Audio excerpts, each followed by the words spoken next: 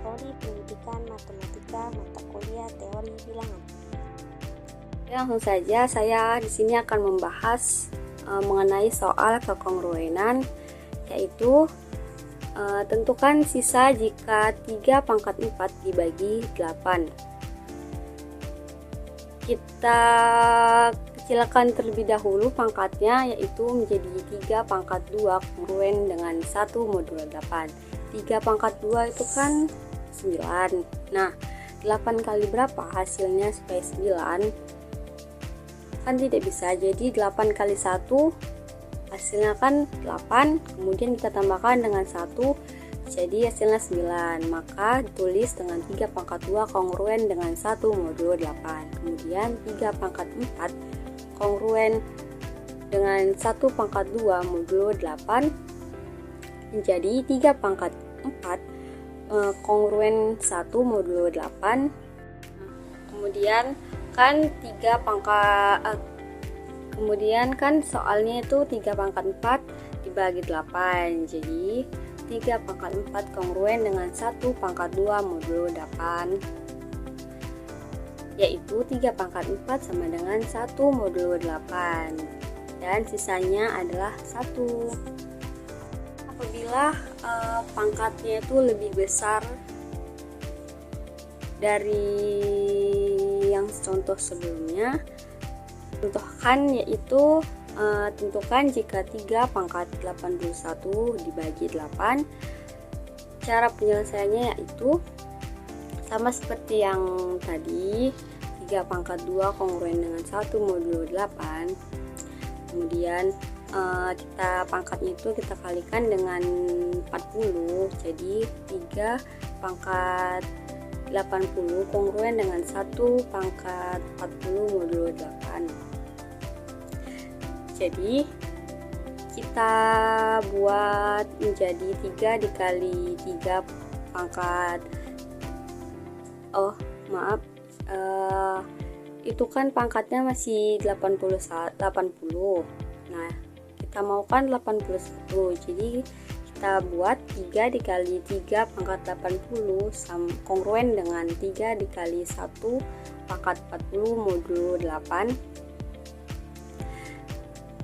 sama dengan 3 pangkat 81.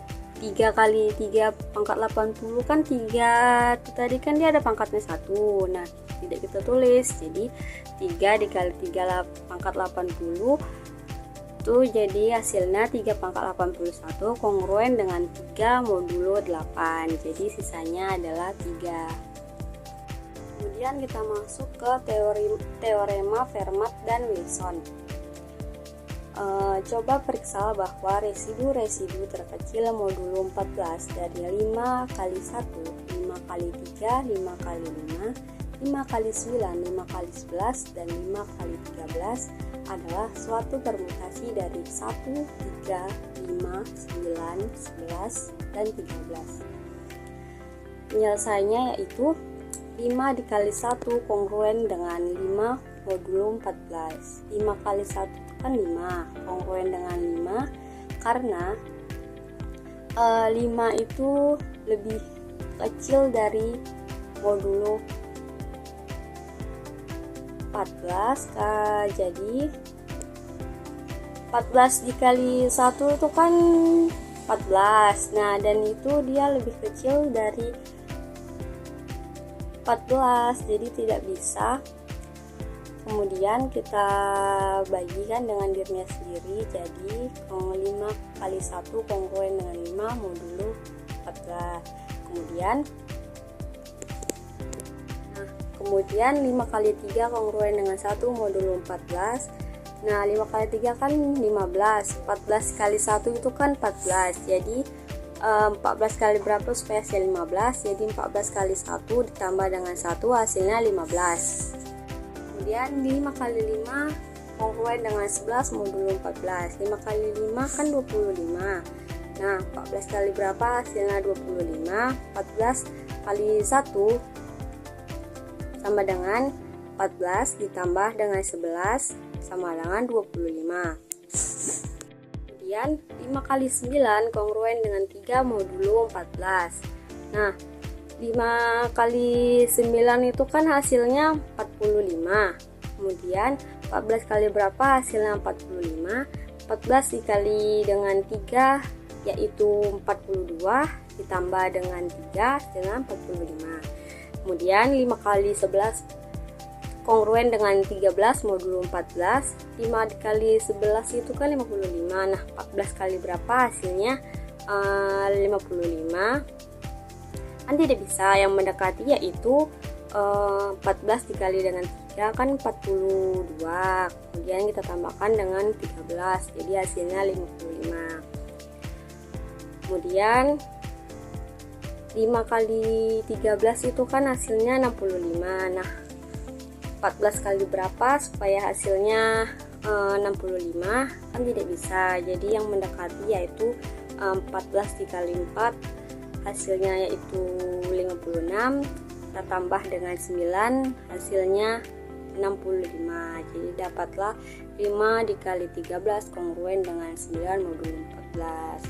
Nah, jika semua bilangan pada ruas kiri dari 6 kekongruenan ini dikalikan, maka hasilnya akan kongruen modulo 14 dengan hasil kali semua bilangan pada ruas kanannya, yaitu 5 pangkat 6 dikalikan 1 dikali 3 dikali 5 kali 9 kali 11 kali 13. 5 pangkat 6 itu bilangan yang kekongruen itu tadi ada 6 bilangannya itu. Jadi maka 5 pangkat 6 kalikan 1, 3, 5, 9, 11 dan 13 kongruen dengan 1 kali 3 kali 5 kali 9 kali 11 kali 13 modulo 14. Nah, setiap 1 dibagi 1 kan hasilnya 1, 3 bagi 3 hasilnya 1, 5 bagi 5 hasilnya 1. Jadi 5 pangkat 6 kongruen dengan 1 modulo 14.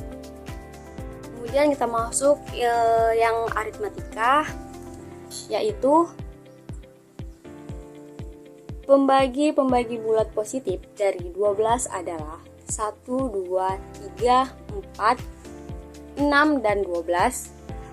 Atau 12 sama dengan 6, hasil kali semua pembagi bulat positif dari 12 ditulis